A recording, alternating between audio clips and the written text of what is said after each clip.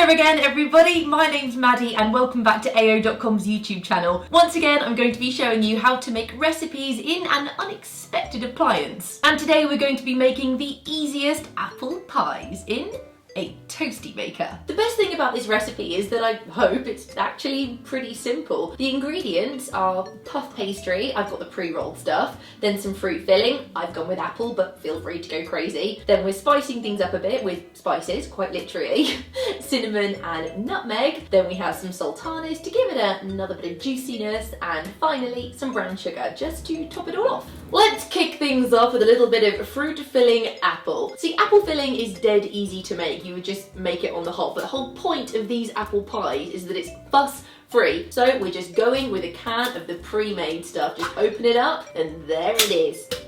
You see, we could just use the apple fruit filling, but because we have a touch of class and we want this dish to impress our friends, we're going to add a couple more ingredients. Into the fruit filling, you want to add a handful of sultanas or any mixed fruit of your choice. Remember, easy peasy, lemon squeezy. Lemon squeezy, we should add a squeeze of lemon, that's a good idea. A little squeeze of lemon, extra added ingredient we've thrown in there, inspired by my own terrible quotations. Shoot. What was that? Oh, it's just apple. Ugh, felt gross. How I've managed to make such a mess with 2 ingredients, I don't know. Get yourself a cheeky little teaspoon, and I'm going to do a teaspoon of nutmeg and then a teaspoon of cinnamon. And finally, you just want to stir it all together. And that is our super easy fruit filling. I reckon 1 tin will probably make you about 4 apple pie toasties. Or should I say, apple pie turnovers. Toasty turnovers! From now on we're calling them toasty turnovers. That smells like my grandmother would make it, if she made apple pies, which she didn't. Time to move on to the pastry. This stuff is brilliant because you really don't have to think at all. Just take it out of the box, and inside you have your roll of pastry that's just ready to go. Gently score your pastry so it's cut into the size of slices of bread, because that's exactly what you would put in a toasty maker. This is going to be the best thing since sliced bread. Ha ha ha ha ha. It's appalling. Let's heat up the toasty maker. Where is the toasty maker?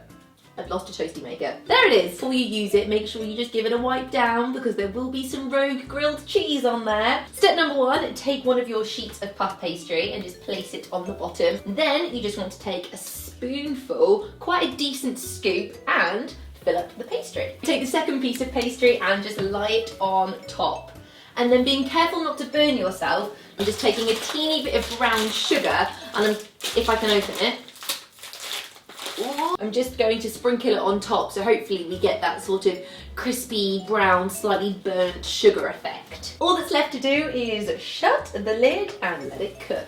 Toasties usually take about 2 minutes or so, but because this is pastry and not bread, it's important we cook it the whole way through. So I'm going to leave this in there for about 10 minutes and then we'll come back and see how it looks. Time to reveal our toasty turnovers. It's looking amazing. The puff pastry has puffed over the sides a little bit, but considering it's puff pastry, that's exactly what you'd expect. I want it to look as much like an actual toastie as possible, so I'm just going to trim down the edges where it's puffed over. But these crispy bits are some of the best bits, so don't waste them, just eat those to yourself. Oh my goodness me. Oh, okay, and we just need to chop it in half. These look so much like actual toasties. This would just be a brilliant treat if you had friends coming over and you served them these things. They would assume they were ham and cheese, but then they would have the best surprise ever because these are apple pie toasties. Oh, perfect, really crispy. Huh. Stop it. Oh my. Oh, stop it.